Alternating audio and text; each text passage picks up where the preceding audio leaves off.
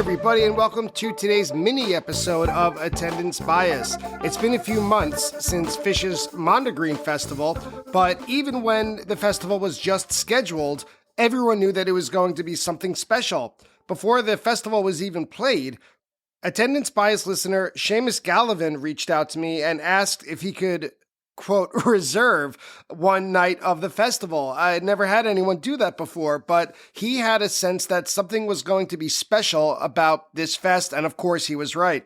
So this coming Tuesday, Seamus and I are going to talk about Fish's show from August 17th, 2024, which was night 3 of the Mondegreen Festival. So even though it's been a little bit of time since then, and we're all kind of huddled up in the cold winter, let's take a break. Let's time travel back to the warm evening of August 17th, 2024, and huddle together and warm up with our Mondegreen memories. I put out a call for any listeners to call in and leave any messages with their favorite memories from the festival, and thank you to everyone who contributed. So without further ado, let's give a listen to your memories of Mondegreen in anticipation of this week's episode.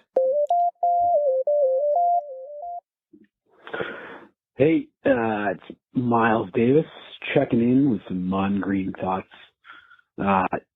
Certainly the experience of getting there the day early for me had me very kind of anxious, nervous. Wasn't sure what to expect.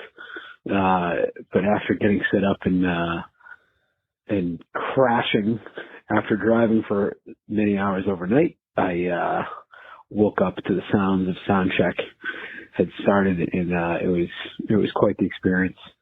I do have to say, some quick hit memories for me right off the bat. Certainly, in terms of show, got to be the start of Moment Dance to start things off on night 1. My first Fish festival experience.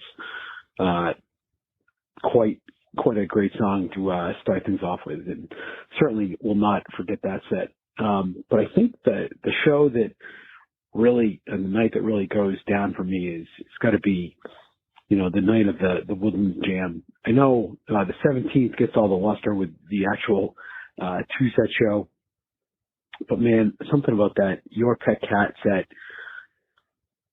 and the Woodlands Jam. I did scoot out to get some refreshments at the car at Encore. The break there, I was not too far away from the venue, so I heard Harry Hood, which was wonderful, and also written on the back of my very dusty car. Meeting up with new and old friends at Mondegreen certainly was special, and having a special 817 group to hang out with and enjoy that epic Mike's, which ended up being the first Mike's hydrogen Weekapog that I've ever seen. It was quite an experience, especially those beach balls. And then moving up a little bit closer for set 2 for that just unending just jam fest. It's just special to think about every single time I think about Mondegreen. Certainly would have liked a night set potentially, or a 2-set show on Sunday, but Sunday afternoon hanging out with Fish in the sun. I know people complain about it being hot, but it's the summer. It's supposed to be hot, right? Having the experience also to help kind of build the city hall there before the grounds opened was pretty cool as well. So hopefully that's some fodder for you that you can use for your show. Appreciate the podcast. Have a good night. Hey, Brian. Mondegreen memories. Wow. One of the coolest things about Mondegreen for me wasn't even Fish's music. It was, the secret set, of course, right? But I don't know if anyone's going to say this. Sunday morning, the Questlove DJ set before the show. I don't think I had as much fun seeing Fish ever as I did, like, the anticipation, the pre-show, just like, I know that's an extreme thing to say, but like it was hype, man. We were just being there with all of your friends and in the community and the sun shining, and it was like late Sunday morning, and we were just like, oh, we couldn't wait. And there was Questlove giving us like just a cool set, pre-show dance party. That was one of my most fun memories of Mondegreen. See you, bro.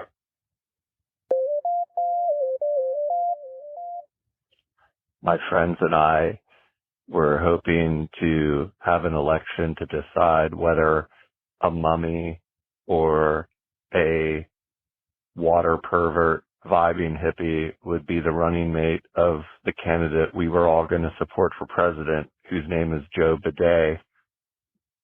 And everyone thought the mummy, like a bandaged up mummy, was a shoo-in, but then it turned out all my friends voted instead for water perverts. That all happened at Mondegreen.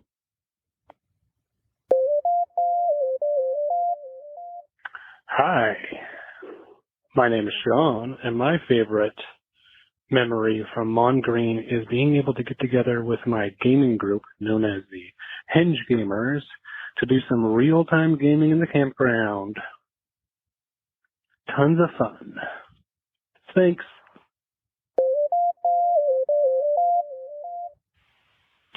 Okay, so one of my favorite memories of Mondegreen was the secret 5K.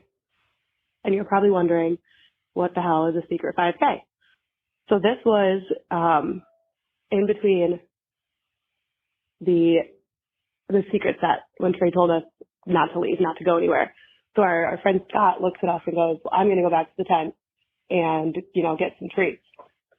So he leaves immediately. He said, I know I have to rush. I'm going to go back to the tent. I'll see you guys back in here.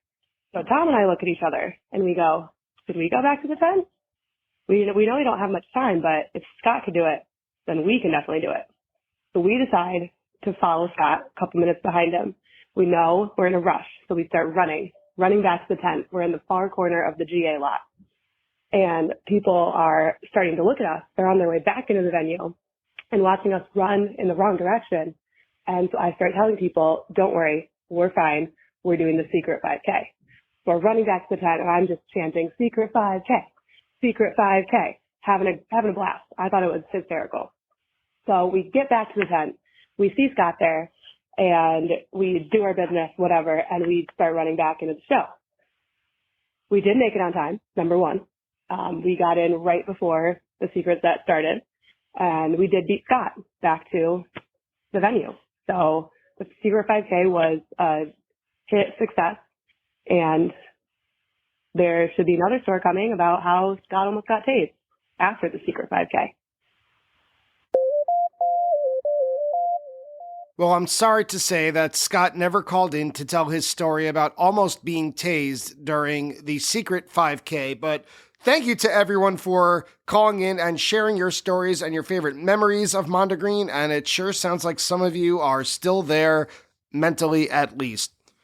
All that said, I can't wait for everyone to hear the full Mondegreen episode with Seamus Gallivan as he and I talk about August 17th, 2024, Night 3 of Mondegreen, coming up this week on Attendance Bias. Thank you so much for listening, and I can't wait to hear from you again.